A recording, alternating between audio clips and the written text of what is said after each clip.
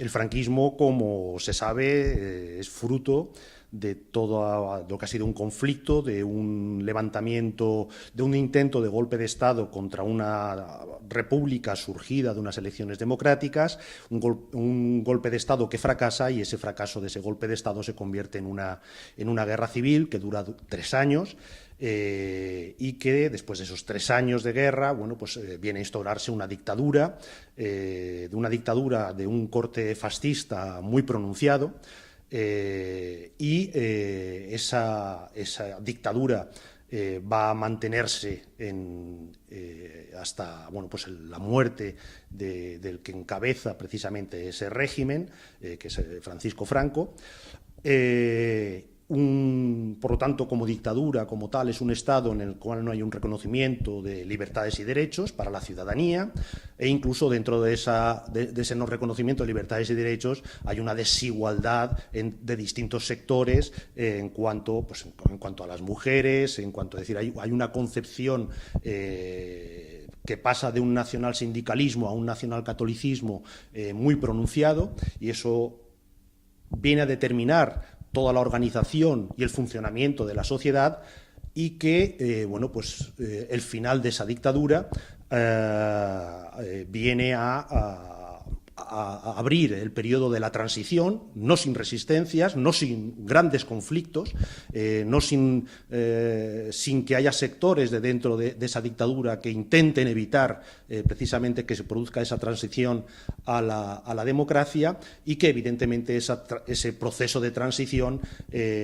pues va a ser donde los sectores que han ido configurando una oposición a esa dictadura, reclamando, reivindicando libertades, derechos, en algunos casos incluso jugándose la vida por la consecución de un sistema de libertades y derechos, es el momento en el que se convierten en protagonistas, y pues va a ser esa transición la que, con sus más y sus menos, con sus condicionantes históricos del entorno, llegan a instaurar un régimen democrático, evidentemente no perfecto, pero sí que, evidentemente, como un sistema, como un Estado de derechos, en el cual luego se ha seguido avanzando y en el cual debemos de seguir avanzando en esa perspectiva.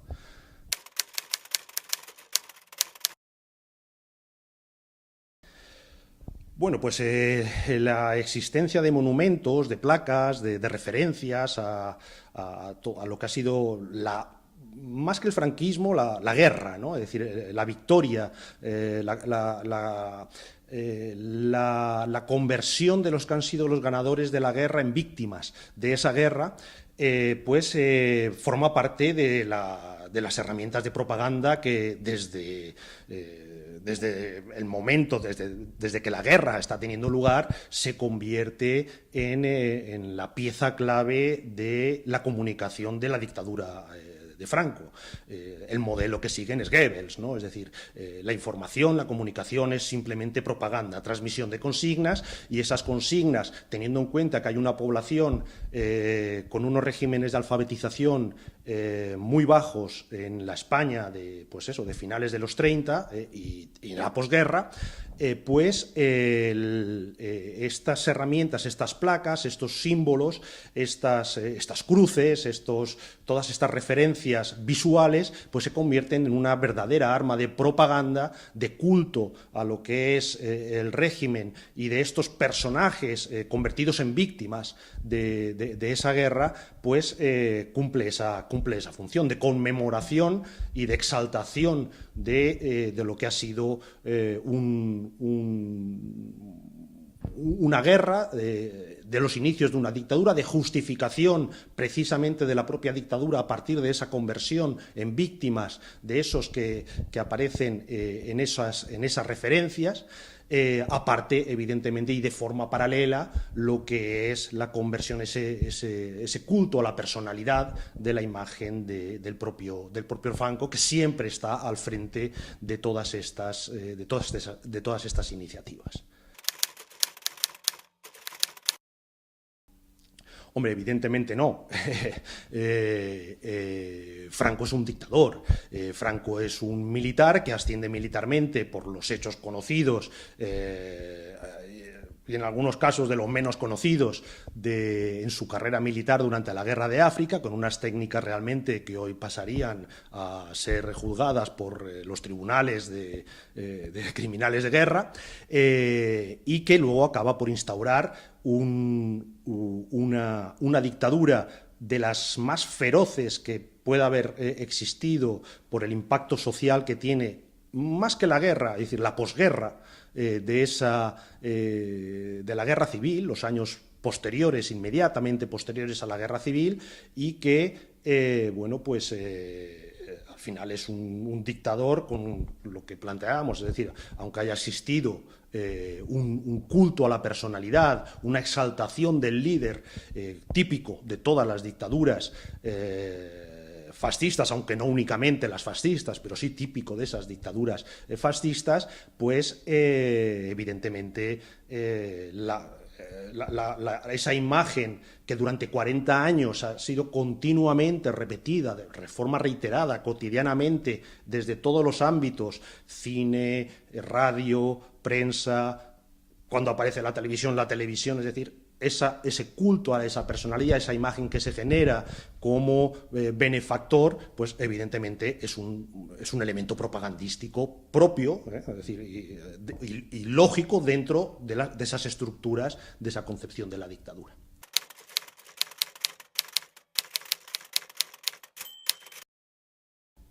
La recuerdo, pero no por elementos colaterales, ¿no? Es decir, yo era en aquel momento todavía pequeño, yo en la muerte de Franco tengo, son 7 años, tengo 7 años en ese momento, y recuerdo la muerte de Franco porque cuando me está llevando mi madre al colegio, el portero de la finca en la que vivíamos en su momento decía que ese día no había colegio, que habían cerrado todos los colegios porque se había muerto Franco. Evidentemente yo empiezo a dar saltos de alegría de que ese día no hay colegio, mi madre diciéndome cállate, cállate, cállate, otra vez a casa. Y bueno, también es cierto que yo vivía, bueno, mis padres estaban muy metidos en lo que eran sindicatos clandestinos y demás, con lo cual dentro de casa se vivía de una forma, fuera de casa se vivía de otra. Pero el primer impacto ese, es decir, primero la alegría porque no había colegio, y luego evidentemente el notar que había un sentimiento, una expresión distinta, estabas dentro de casa con lo que era estar fuera de casa porque no se sabía, evidentemente, en esos momentos qué es lo que iba a pasar.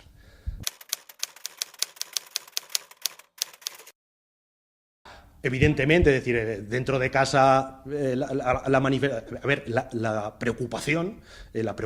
de no saber ahora qué iba a pasar, incluso la idea es que todo iba a continuar igual, pero dentro de casa se planteaba, decir, bueno, vale, tenemos el miedo de que todo va a continuar igual, y ya te digo, todo esto son retazos de memoria que a veces igual también luego ha reconstruido uno conforme ha ido haciéndose más mayor, pero evidentemente esas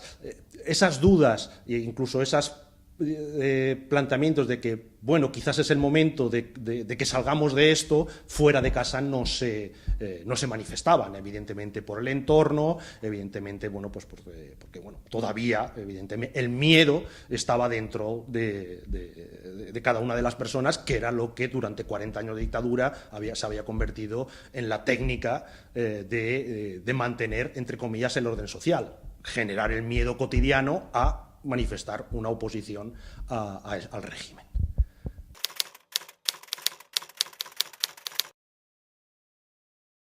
Glorificado en ningún caso, evidentemente, es una dictadura, y además una dictadura con unos elementos de represión tremendos. Recordemos que incluso por instituciones de carácter internacional, España es el segundo país después de Camboya que tiene un mayor número de desaparecidos. Eso en un Estado democrático debería de preocupar.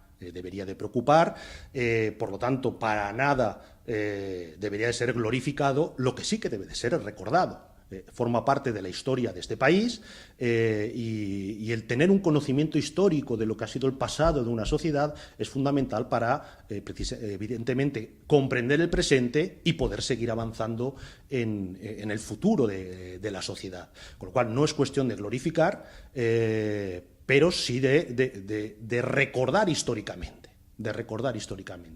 para, evidentemente, asentar lo que es un Estado democrático. No se puede construir un Estado democrático a partir del olvido. Luego, otro elemento es la cuestión política de cómo gestionar políticas públicas de memoria, cómo hacerlo, es decir, los tempos, las acciones y demás. Es decir, pero el olvido, aun cuando hay algunos autores, como David Reeve, muy interesantes, que plantean que muchas veces para empezar el camino hay que recurrir al olvido para no reproducir las confrontaciones, sí, pero no. Es decir, hay que tener un conocimiento histórico. Hay que tener un conocimiento histórico para poder, a partir de ese conocimiento histórico, reflexionar sobre por qué hemos llegado a donde hemos llegado y cuál ha sido el pasado que hemos tenido.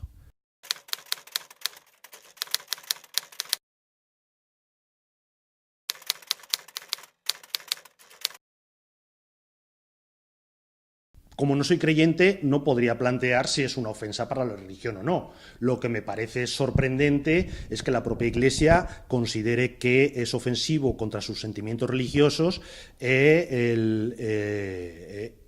exaltar una guerra que por la propia jerarquía eclesiástica ha sido concebida como una cruzada cristiana contra el gran enemigo, contra el demonio, contra aquello que se consideraba todo anticristiano, anticatólico, más específicamente anticatólico, cuando entre sus preceptos que deberían de ser de obligado cumplimiento, uno de ellos es el no matarás. Pero bueno, eso cada uno que se apañe con sus coherencias y sus razonamientos.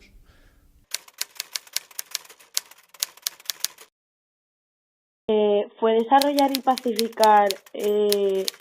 a la sociedad, o bueno, en posguerra, asesinar y encarcelar a miles de personas? Pues mire usted, si usted supiera o leyera o estudiara o mirara en los archivos, se daría cuenta que, a diferencia de Francia, de Italia, no digo nada de Alemania, después de ganar la guerra civil, no se hizo como se hizo en Francia después de que ganaran, digamos, los contrarios al régimen de Vichy. En Francia, porque usted no lo sabe, se mataron sin juicio previo a más de 20.000 personas. En España jamás se hizo eso. A ver, lo que opino es que no es algo fuera de lo... fuera de lo común el encontrarnos con estas lecturas revisionistas de lo que ha sido el pasado histórico. Se ha hecho sobre el Holocausto, el genocidio judío por parte de los nazis, y evidentemente aquí ese revisionismo pues juega su papel a partir de manifestaciones y de concepciones como estas, que están todas construidas sobre una falsedad histórica, no hay en ningún caso una demostración, y además cuando esos hechos están ahí, lo que se sacan son fuera de contexto simplemente para articular, digamos, justificar un posicionamiento ideológico ya preestablecido. Es decir, no es un conocimiento histórico, y aquí podríamos recurrir a los principales académicos de Francia, Alemania, Italia, donde queramos, cuáles han sido los efectos de esa posguerra en esos territorios, y a los principales académicos dentro de lo que es la historia, conocedores de esta historia de la posguerra. Podemos ver Julián Casanova, podemos ver Mercedes Justa, podemos ver multitud de otros historiadores, y simplemente acabo de hacer referencia a dos de los más destacados, los dos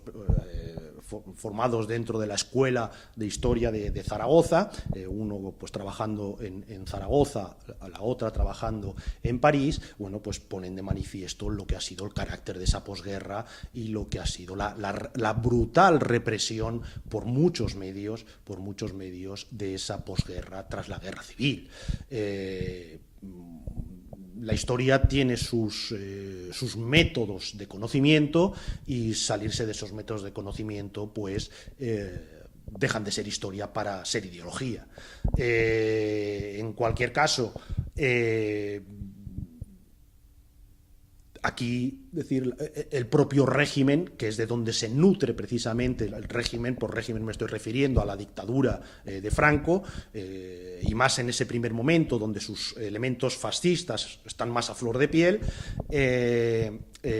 genera su propia versión histórica de la guerra civil y de lo que ocurre después para legitimar lo que han hecho. Y toda esta posición revisionista bebe precisamente de esa propia autojustificación, de esa propia autolegitimación que hace la dictadura para justificar por qué ha hecho lo que ha hecho.